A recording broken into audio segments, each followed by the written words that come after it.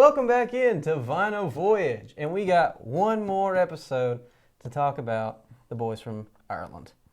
The Dublin Four. The Dublineers. Dubliners. Not the Dublineers, but U2. And it's part 3, and it's the last time. This is covering from years 2004 to 2022. So we got a nice little chunk here. Right. So we got 4 albums in that period. You know what? We'll call it 2002 to 2022. How about that? So then nice even 20 years. There you go. Hey. Yeah. We'll go with that. All right. You ready to set sail? Let's set sail.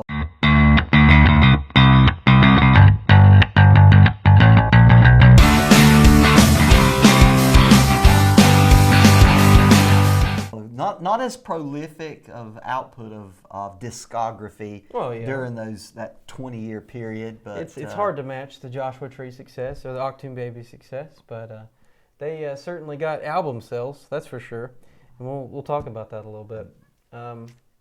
Well, this is the first one that they released at this time, 2004's How to Dismantle an Atomic Bomb. It's the 11th studio album and hit the racks on November 22nd of 2004, produced by Steve Willywhite, so it's the old school producer. Right. This is their most straight up, hard-hitting rock album. The singles were, and I quote, Vertigo, Uno, Dos, Tres, Catorce.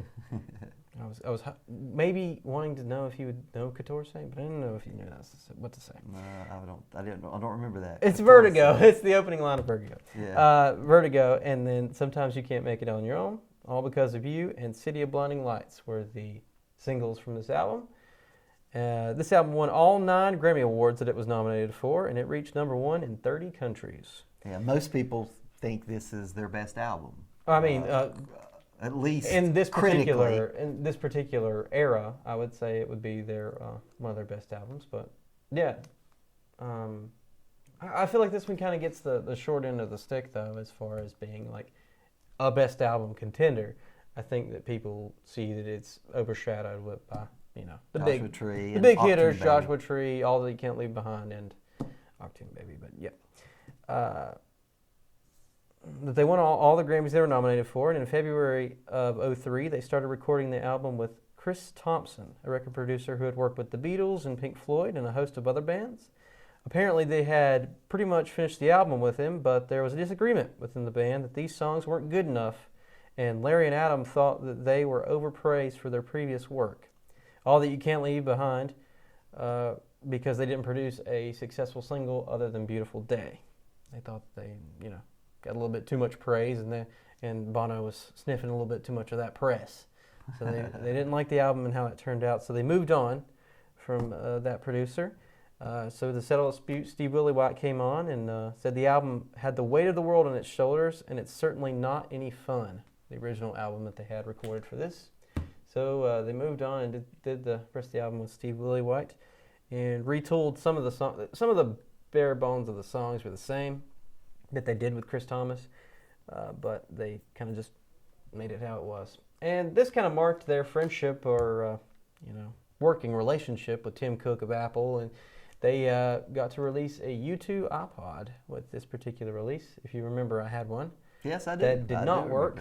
It was awful, but so it's on the trash heap somewhere, but, I had it. Orange one. It's actually, it was just the color of this. It's black, and it had the red little spindle. Red, yeah. And then on the back, it had their engraved signatures, which was always pretty cool, I thought. That was the best part of the whole thing. The iPod didn't work half the time, but at least it looked cool.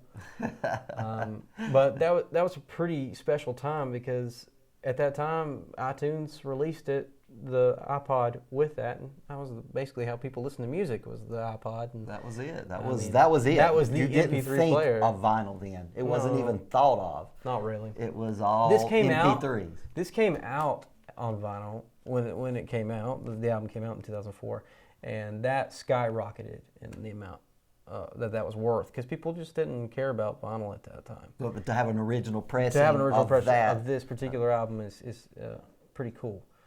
But now they've repressed it in multiple ways, multiple colors and stuff, so it's not that hard to find. But it also, with the iPod, they came out with a 448 song discography dump with Apple, and that was the way you could get that, was with that iPod.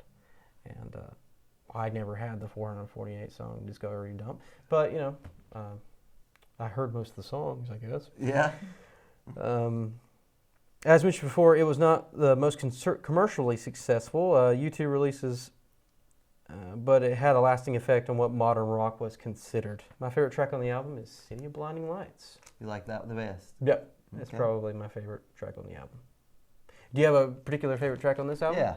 One of my favorite U2 songs of all time, probably number 4 on my all-time list, is on this album. Ooh! And it is an ode to his father. Mm-hmm. And it's Sometimes You Can't Make It on Your Own. There you go. Cool deal. Yep. So Bono's father was... It seemed like a hard man to him. Yeah, it was a hard man to him, and I don't think the relationship was great, but this was a nod to his dad in that song. So it took him a while to get there, but but I think that's a great song. And I wanted to mention, even though I don't have the album in front of me, U2 18 was a huge deal. It came out in 2006 and was the 7th best selling album of that year, despite it only coming out in November.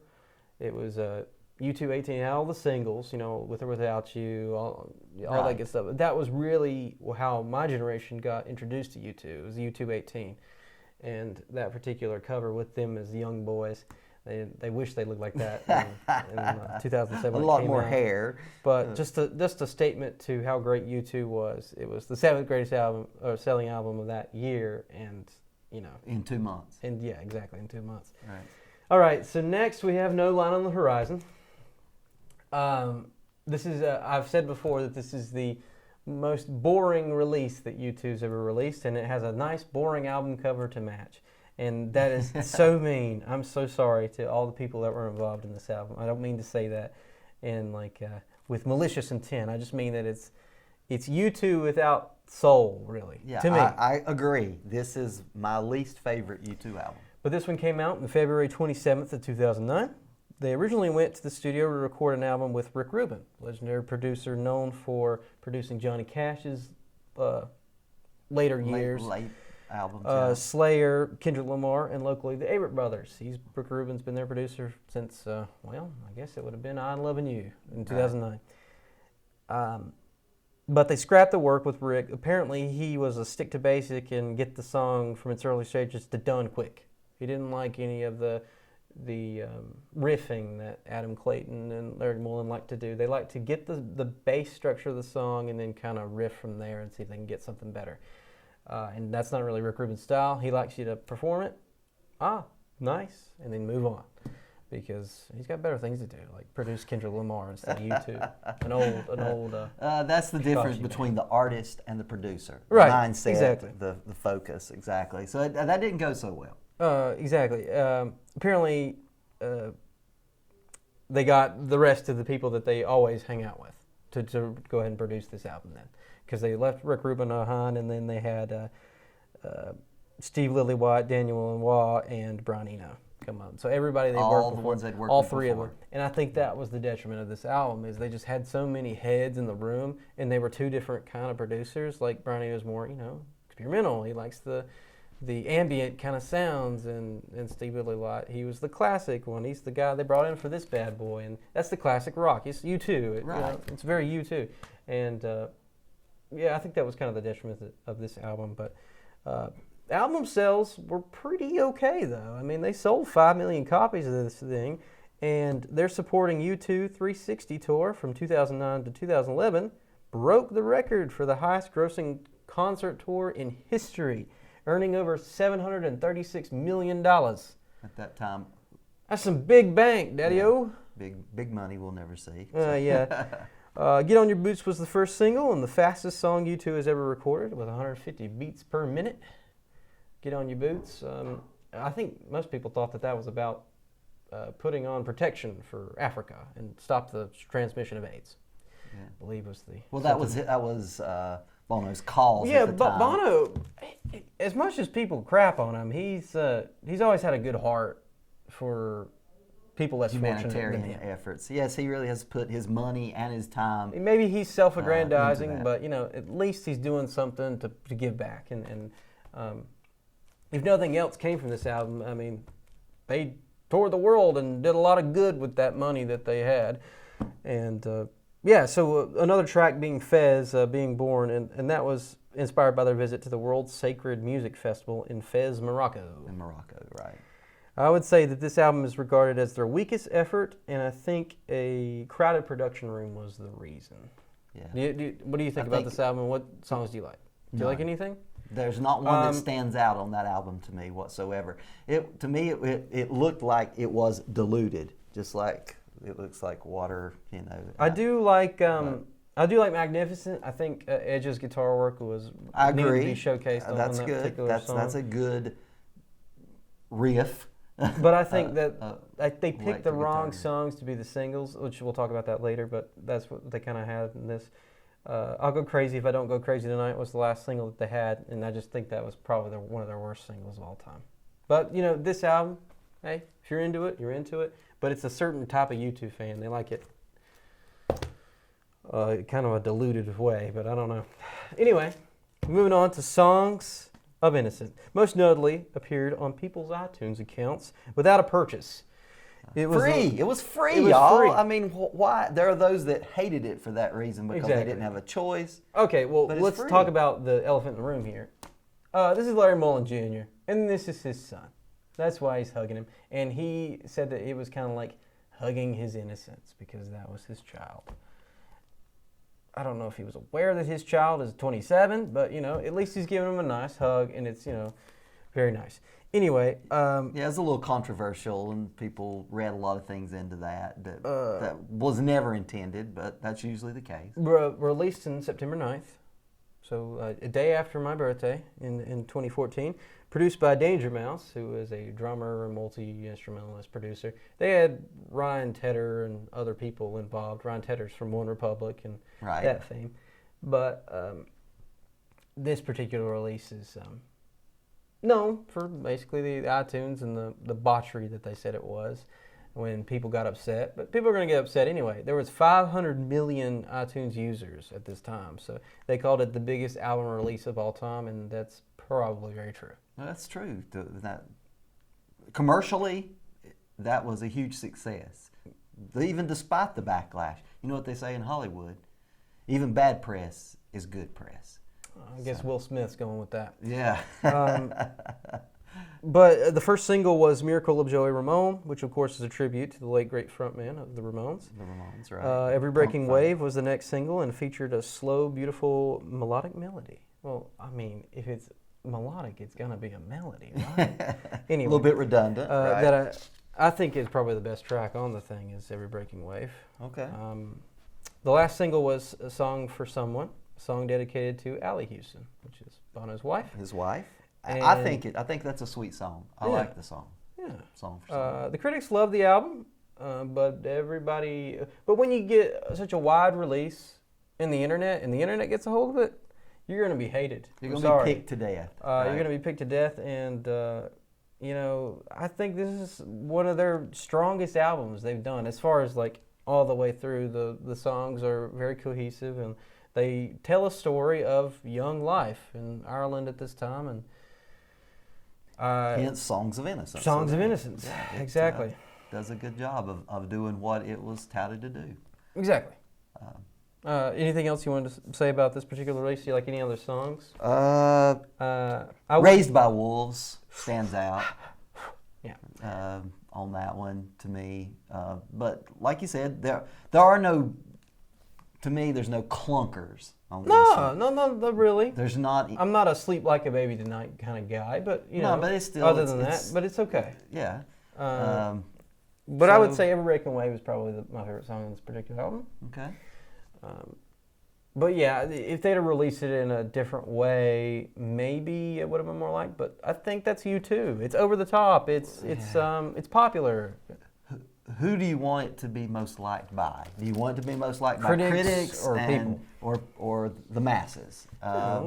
So it has great appeal to critics. So It's a success. And Rolling Stone of that year made it its album of the year in 2014. So, yeah, I would say it's a success within the last, 4 months of the year or something. But there's our last release, Songs of Experience. This is a two-parter, Songs of Innocence, Songs of Experience. And hence their tour was called The Innocence and Experience Tour. Right. Let's put it together. Anyway, yeah, so this is the 14th and most recent album. They got to make 15, right? Come on, people. Songs of Experience came out in December 1st of 2017.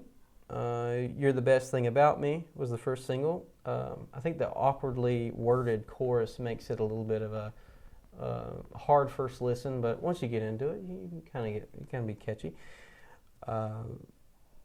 It's got. I think most people thought this kind of had generic lyrics and like I like her hand because it's shaped with fingerprints, that kind of thing, just basic around the board, and it's kind of paint by numbers rock. But I feel like there's some really good tracks on here, and some of it really does speak to your heart, and then some of it's like, okay, I could probably go without Summer of Love as an ode to 1960s rock. Right. But, that was a single. That was the last single that they had was Summer of Love. But I think this is their lowest selling record modernly. They only sold 1.3 million copies of this thing, which is a long shot from the 5 million copies they had of No Line on the Horizon. And I feel like I'm talking you to death. But no, but it's I understand this. Of course, this is a look back. Who are the people on the cover?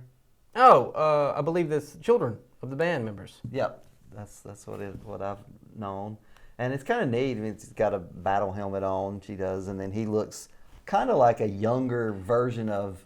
I want to say that this is Edge's daughter, and this is.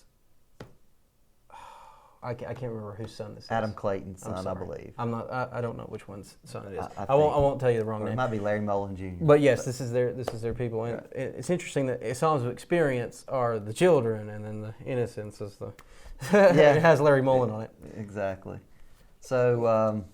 But yeah, one that stands out to me on this is it's on here. It's on 13. Mm-hmm. It's a really sweet song, mm-hmm. And it's There Is a Light. Most people know it by because that's the lyrics. Yep. There is a light. Don't let it go out. So yeah, it's a nice song. I think you're right. It's one of those types of songs that leave you with a good feeling at the end of it. So it's a good thing to end on a discography. But I would say that my favorite song on this album is The Little Things That Give You Away, because U2 is sentimental. If you don't like sentimental sounding bands, then you're probably not going to love U2. Right. And yeah, I would say that's probably my favorite song on this album. Do you have anything else you wanted to say about Songs of Experience? 2017's release, the last release we got from U2. It's been over 4 years, 4.5 years now. We spent, 2 episodes talking about U2, so we might as well give this the nod to being the last one they did. Do you think there'll be another one? I do believe so. We have to have a 15. Yeah, you would think so. Of course, they've been at this for a long time. They've been at it for a long time. And, if we see them tour again, it'll be good. Because, COVID's been weird. And that really seeing old school bands go back on the road is going to take a minute. Because, they're older. I mean, that's the most effective thing of this COVID is the older people. So, I mean, they're not going to be like, oh, let's go where there's a lot of people, where there's 20,000 fans. I think they're waiting to see how the COVID-19 virus and if it mutates into something else, and whether its pandemic is waning before a lot of these older bands actually get out there and start touring again. Right. And of course, if they go out and do a tour, then that begs the question. They're going to be asked every stop by people. You guys are going to do an album? When are you going to come out with some new stuff? I guarantee they'll come out with a 15th and final album. But I think that'll be it for I think YouTube. So? You think 15 will be the... I think so. I think Bono's a sentimental lad, so I would say that. So we got 2 generations of U2 fans. Of U2 fans. And we put their career in a nice little bow here. You want to go ahead and end it off with your top 5 songs of this particular... Or do you even know 5 songs? I know a bunch of them. I don't know if there's 5. Of course, as I mentioned before, Sometimes You Can't Make It on Your Own is probably my top song that comes from How to Dismantle An Atomic Bomb. Song for Someone off of Songs of Innocence. I like that. That's off of this one. And then, of course, I like Raised by Wolves off of that one as well. And then you mentioned liking one of the Experience ones. 13. There Is a Light. There's a Light. Yep. And you get one more. You had 5. Is there anyone you want to pick from No Line on the Horizon, Dad? No. Okay. Well, but we tried. Yeah. You got one more. He's going to go with Yahweh as his vote. I'm just joking. You go with whatever you want to go with. Let me see. Yeah. This real quick. While he's looking, I'll go ahead and tell you my 5. Okay. I think it's Every Breaking Wave. City of Blinding Lights. Sorry. Magnificent. That's the one I think of. I picked 1 from my favorite album. Magnificent. And then 2 from this bad boy. I would go with Original of the Species and City of Blinding Lights. We agree on that one. City of Blinding Lights. And then from this particular album, I'll go with, Lord have mercy, folks, Little Things That Give You Away. And that'll be my 5. There you go. Oh, we did it, Dad. We did it. We went through U2. U2 discography, we're done. How about it? So maybe in Ireland. In 4.5 more years, we'll get get together. A new U2 album. And I'll have less hair. You probably won't. Look at that claw. I'm hoping. But anyway, we'll talk over their staying power and longevity. It's been ridiculous. What are we on with longevity for U2? We're in the how many decades of their career? If they started in '80, that would be exactly what Mike Krzyzewski's done for Duke. 42 years. 42 years. Wow, it's a long time to be in a band and a long time to be a fan. Is there anything else you want to say about U2? The most recognizable Irish Celtic and probably one of the most marketable bands of all time. Yeah, it came during a period where they saw a lot of change in media and how they get the music out there and how it's listened to. But and here we are, your generation, back to kind of where it started with vinyl. There it is. So full circle. Records. like an album. Well, on Vinyl Voyage we go through my record collection, so it's been a joy to share with you and share with the people out there my vinyl record collection. And we'll talk about a more local band next time. Maybe a little teaser here. I don't want to talk about a little boys from Concord, but we'll see you next time. And keep on spinning that wax, folks.